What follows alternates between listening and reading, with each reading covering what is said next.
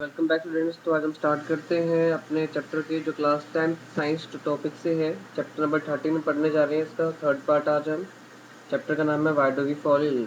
तो आइए हम कंटिन्यू करते हैं।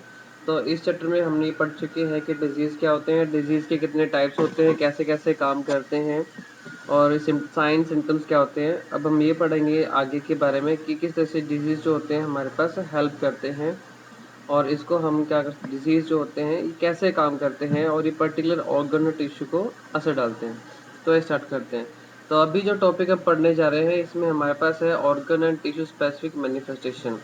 Organ and tissue specific manifestation, इसमें क्या होता है, जो भी हमारे पास डिजीज़ होते हैं वो पर्टिकुलर ऑर्गन को असर डालते हैं। यानी कि जो डिजीज़ होते हैं वैसा नहीं है किसी भी ऑर्गन को असर डालते हैं, वो स्पेसिफिक ऑर्गन को अटैक करते हैं या स्पेसिफिक टिश्यू को अटैक करते हैं, सभी को अटैक नहीं करते। एग्जाम्पल के लिए जो डिजीज़ कोजिंग माइक्रोब होते हैं वो बॉडी में एंटर करते हैं डिफरेंट तरीके से। तो जिस तरीके से वो असर एंटर करते हैं और डिफरेंट ऑर्गन्स में और टिश्यूज़ में जाते हैं। जैसे कि एग्जाम्पल के लिए माइक्रोब जो एंटर करेगा हमारे बॉडी के अंदर थ्रू नोज़ के थ्रू एंटर कर पाएगा, वो किसको इन्फेक्ट करेगा, वो लंग्स को इन्फेक्ट करेगा। और इसी तरह से जो बैक्टीरिया ट्यूबरक्लोसिस करता है लंग्स में, क्योंकि वो नोज़ के थ्रू एंटर करता है। सिमिलरली जो माइक्रोब्स एंटर करता है माउथ में, जो किसके थ्रू एंटर करेगा, माउथ के थ्रू एंटर करेगा, वो कहाँ चला जाएगा, हमारे गट में चला जाएगा, यानी कि एलिमेंट्री कैनाल में जाएगा। और इस तरह से बैक्टीरिया जो है कौन सा डिजीज कॉज करेगा, टाइफॉइड डिजीज कॉज करेगा। अगर वो लीवर तक पहुंच जाता है तो हमें कौन सा डिजीज कॉज करेगा, जॉन्डिस डिजीज कॉज करेगा। तो वायरस अगर कोई हमारी बॉडी में आता है, जैसे कि हम एड्स की अगर बात करें, तो इस सेक्सुअल रिप्रोडक्शन या अलग मेथड्स डिफरेंट मेथड से हमारी बॉडी में आ जाता है। तो ये कौन सा डिजीज कॉज करता है, ये हमारी बॉडी में लिम्फ में पहुंच जाता है, जो लिम्फेटिक सिस्टम हमारी बॉडी का होता है, जहाँ पे इम्यून सिस्टम होता है। और इम्यून सिस्टम को क्या कर देता है, ये डैमेज कर देता है उसको, इम्यून सिस्टम को। इम्यून सिस्टम हमारे एक ऐसा बॉडी का सिस्टम है जो हमें डिजीज से लड़ने में हेल्प करता है, जिसको ये क्या कर देता है, खराब कर देता है, और हमारी बॉडी डिजीज से लड़ नहीं पाती। तो इसी तरह से वायरस जो होते हैं हमारे पास, जैसे जिसका डिजीज है नाम ब्रेन फीवर यानी जापानीज एसेनफेंथिस, जो फिलिटी से डिजीज है, इसमें क्या होता है, ये एंटर करता है मॉस्किटो बाइट से और हमारे ब्रेन को जाके इन्फेक्ट करता है। यानी कि जो ऑर्गन है, पर्टिकुलर ऑर्गन को माइक्रोब असर डालते हैं, पर्टिकुलर टिश्यू का असर डालते हैं। ऐसा नहीं होता कि कोई भी माइक्रोब आएगा और बॉडी के किसी भी पार्ट का असर डाल देगा। दे हैव अपने पर्टिकुलर ऑर्गन्स और पर्टिकुलर टिश्यू, जिसको वो क्या करते हैं, इन्फेक्ट करते हैं, और वो उसी तरह का क्या होता है, डिजीज होता है। और ये उस पर भी डिपेंड करता है कि बॉडी में किस तरह से बॉडी में ये एंटर करते हैं। तो अब मैं आपको बताता हूँ साइन एंड सिम्टम्स हमारे डिजीज के क्या होते हैं। जैसे कि हर डिजीज के अलग अलग साइन सिम्टम्स होते हैं। साइन सिम्टम्स जो होते हैं हमारे बॉडी के अंदर डिपेंड इस चीज़ पे करता है कि वो किस बॉडी पार्ट को असर डाल रहा होता है। जैसे कि अगर हमारे पास वो लंग्स को टारगेट करता है, किसको टारगेट करता है, लंग्स को अगर टारगेट करता है, तो सिम्टम्स जो होंगे क्या क्या होंगे, आप देखोगे लंग्स अगर असर होते हैं तो आपको कफ होगा या आपको सांस लेने में क्या होगी, डिफिकल्टी आएगी। इसी तरह से लीवर को अगर टारगेट किया जाता है तो आपको क्या दिक्कत हो सकती है, आपको जॉन्डिस हो सकता है। ब्रेन टारगेट किया जाएगा तो ब्रेन में अगर कोई भी प्रॉब्लम होती है तो आपको हेडेक होगा, वॉमिटिंग होगी, या आपको क्या होगा, अनकॉन्शियस फील करोगे आप। तो ये सभी कंडीशन क्या होगी जब बॉडी पार्ट्स को असर डाला गया। तो इस तरह से हम साइन सिम्टम्स को देखकर, सिम्टम्स और साइन को हम क्या करते हैं समझ के इन्फेक्शन का पता लगा सकते हैं, और हम टारगेट टिश्यू और ऑर्गन को जो है हम जान सकते हैं किसको असर डाला गया है। तो उसी के अकॉर्डिंग हम क्या कर सकते हैं, जो टिश्यू और टारगेट है उसके फंक्शन को भी क्या करेगा, वो असर डालेगा। तो साइन सिम्टम्स जो है वो डिपेंड करता है कि हमारे कौन सा वाला माइक्रोब किस बॉडी पार्ट को इन्फेक्ट कर रहा है या अटैक करता है। अब कॉमन इफेक्ट जो हमारी बॉडी में क्या होते हैं, जब कभी भी हमारे पास कुछ कॉमन इफेक्ट्स भी होते हैं, मान लो जब डिजीज कॉजिंग माइक्रोब बॉडी में आ जाता है तो कुछ कॉमन इफेक्ट भी होते हैं जो कि बॉडी पे पड़ते हैं। ठीक है। अब जैसे कि कॉमन इफेक्ट है कि हमारी बॉडी के जब अंदर के रिक्रूटमेंट प्रोसेस चलता है, यानी कि जब कोई भी हमारी बॉडी का एक्टिव इम्यून सिस्टम यानी कि वो इम्यून सिस्टम जो एक्टिवेट हो गया है, डिजीज को किल करने के लिए स्टार्ट कर गया है, तो वो भेजता है, रिक्रूटमेंट भेजना स्टार्ट करता है, किसको, बहुत सारे सेल्स को, इम्यून सिस्टम के सेल्स को। कहाँ पे भेजता है, वो भेजता है अफेक्टेड टिश्यू पे, उस टिश्यू पे जहाँ पे वायरस ने इन्फेक्ट किया है, किसी माइक्रोब ने अटैक किया हुआ है, ताकि उसे क्या किया जा सके, किल किया जा सके डिजीज कॉजिंग माइक्रोब को। और ये प्रोसेस क्या कहलाता है, इन्फ्लामेशन कहलाता है। तो इसमें लोकल इफेक्ट क्या क्या होते हैं, मतलब उस जगह पे क्या क्या इफेक्ट शो होंगे, तो उस जगह पे आपको स्वेलिंग होगी, पेन होगा, और ज़्यादा कंडीशन हो जाती है तो आपको क्या होगा, फीवर भी हो जाता है। तो आपने देखा होगा कई बार आपको मॉस्किटो बाइट करता है तो आपको स्वेलिंग होता है, पेन होता है, रेडनेस भी हो जाती है। तो ये सारी चीज़ें जो होती हैं वो क्या है, लोकल इफेक्ट होते हैं। तो ये डिपेंड क्या करता है नहीं कि कॉमन इफेक्ट जो है हमारे इम्यून सिस्टम शो करता है। अब HIV इन्फेक्शन की अगर हम बात करें तो वायरस जो होता है हमारा पास क्या होता है, वो इम्यून सिस्टम को अटैक करता है। मैंने आपको बताया था, तो वायरस इम्यून सिस्टम में जाएगा और उसको क्या कर देगा, उसके फंक्शन को डैमेज कर देगा। तो वायरस में सिंपल छोटे छोटे डिजीज सिम्टम्स जो नॉर्मल है, कोई ज़्यादा सिम्टम नहीं है इसके, ये अपने सिम्टम शो नहीं करता है। अब वायरस खुद में कोई इतनी बड़ी डिजीज नहीं है, बट ये इम्यून सिस्टम को डैमेज कर देता है। तो ये बाकी जो डिजीज होते हैं वो हमें, उनसे हमारी लड़ने की शक्ति खत्म हो जाती है, जिसकी वजह से डेथ हो जाती है। जैसे कि बहुत सारे HIV में, एड्स में क्या होता है, यहाँ पे कोई भी बॉडी अब क्या आती है और ज़्यादा समय तक फाइट नहीं कर सकती, किससे, छोटे छोटे इन्फेक्शन से, डिजीज से। जैसे कि अगर आपको छोटा सा कोल्ड भी होता है, स्मॉल कोल्ड जो नॉर्मल होता है, तो वो न्यूमोनिया लाइक कंडीशन बन जाती है अगर ध्यान नहीं दिया गया।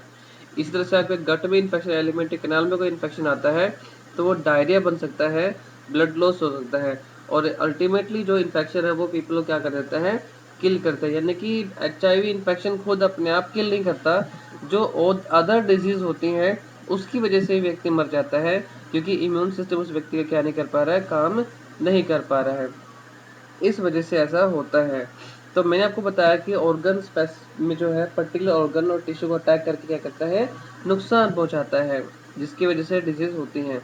और HIV इन्फेक्शन के केस में क्या होता है, ये इम्यून सिस्टम को डैमेज करता है, और जो छोटी से छोटी डिजीज है वो भी एक भयानक रूप ले लेती है अगर ध्यान नहीं दिया गया। तो अब बताते हैं, देखो डिजीज हो गई तो उसको ट्रीटमेंट करना जरूरी है।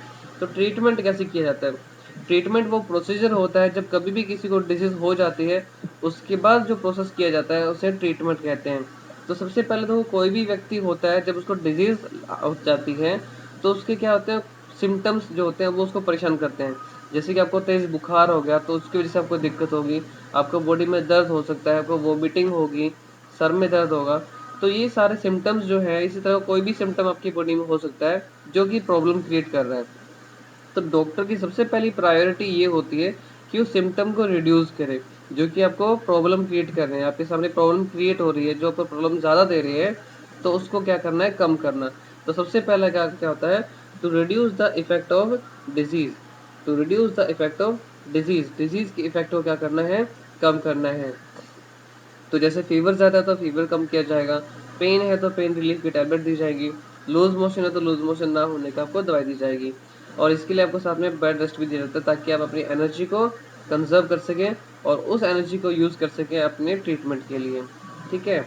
अब सेकंड देखो, ट्रीटमेंट सिम्टम्स को कम करना ही सॉल्यूशन नहीं है, क्योंकि सिम्टम्स को कम करने से आपको तो थोड़ी देर के लिए आराम हो जाएगा, लेकिन दोबारा फिर दर्द स्टार्ट हो जाएगा, दोबारा फिर वो प्रॉब्लम स्टार्ट हो जाएगी। तो ये एक टेम्परेरी सॉल्यूशन हो गया सिम्टम को कम करना।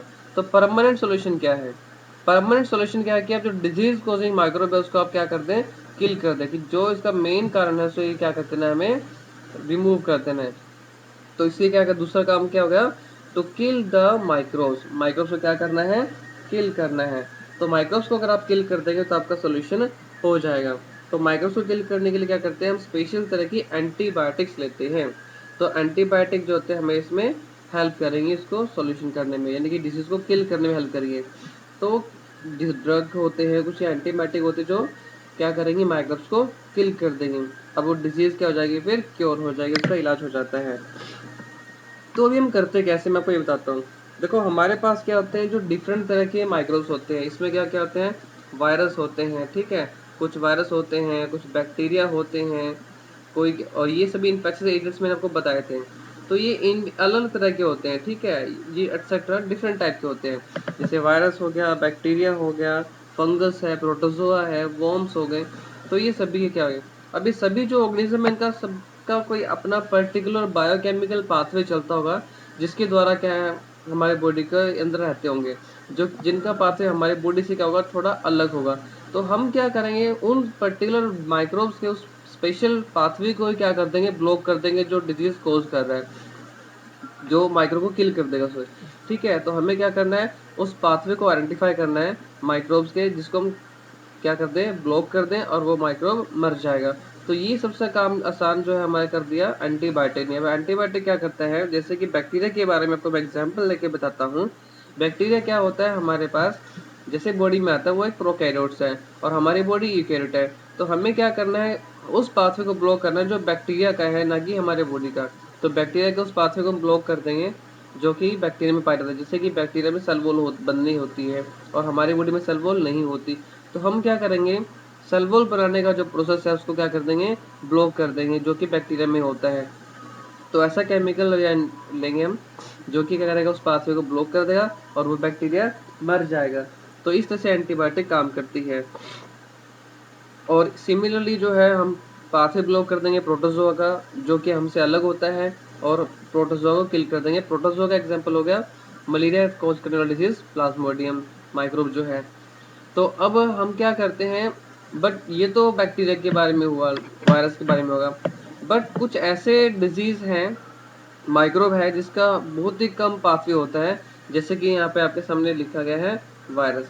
वायरस एक ऐसा ऑर्गेनिज्म है जो कि हमारे ही बॉडी के सिस्टम को यूज करके, हमारी बॉडी की ही मशीनरी को, हमारे पाथवेज को यूज करके क्या करता है, सर्वाइव करता है। उसका अपने लिमिटेड पाथवेज होते हैं, जिसकी वजह से वायरस को किल करने के लिए हमारे पास क्या है, बहुत कम मेडिसिन हैं, ये केमिकल्स हैं। और वायरस के अगेंस्ट एंटीबायोटिक काम भी नहीं करती। यानी कि वायरस को अगर हम चाहते हैं कि एंटीबायोटिक से ट्रीटमेंट कर दे, तो एंटीबायोटिक वायरस पे काम नहीं करती, क्योंकि एंटीबायोटिक तो उस पाथवे को ब्लॉक करता है जो हमारी बॉडी के दूसरे हो गई, जो किसी की बैक्टीरिया में। बट वायरस तो हमारी बॉडी की पाथवे को यूज कर रहा है, और हम अपनी बॉडी के पाथवेज को, बायोकेमिकल मैकेनिज्म को नहीं रोक सकते, क्योंकि उससे हमारी बॉडी को नुकसान हो जाएगा। बट हमें तो वायरस को किल करना है। तो हमें ऐसे वायरल स्पेसिफिक ड्रग्स बनाने होते हैं जो कि वायरल के उस लिमिटेड पाथवेज को क्या कर दे, ब्लॉक कर दे, जिससे वायरस क्या हो जाए, किल हो जाए। फिर भी हमने क्या किया, ऐसे मेडिसिन बना ली है, ऐसे एंटीबायोटिक बना लिए हैं जो कि एंटीवायरल होते हैं, जो कि वायरस को किल करने में इफेक्टिव होते हैं। तो आई होप आपको समझ आएगा होगा कि किस तरह से एंटीबायोटिक जो होते हैं वो क्यों सूटेबल नहीं होते वायरस को किल करने के लिए। तो आज मैंने आपको बताया कि किस तरह से जो होते हैं ऑर्गन और टिश्यू स्पेसिफिक डिजीज होते हैं, वो अपने अपने टारगेट को असर डालते हैं। ऐसा नहीं होता कि कोई भी माइक्रोब किसी भी बॉडी पार्ट को असर डाल देगा। दे इन्फेक्ट और attack only their own particular targets, वो अपने टारगेट को ही निशाना डाल बनाते हैं। उसके बाद आपने ये पढ़ा कि ट्रीटमेंट कैसे होता है, कैसे ट्रीटमेंट किया जाता है। दो तरीके होते हैं, पहला काम है रिड्यूस करना इफेक्ट डिजीज के, और दूसरा काम है उसको किल करना। तो आई होप आपको समझ आया होगा। आपको वीडियो समझ आएगी तो थैंक्स, इसको कमेंट और लाइक जरूर कीजिए। Thanks for watching video.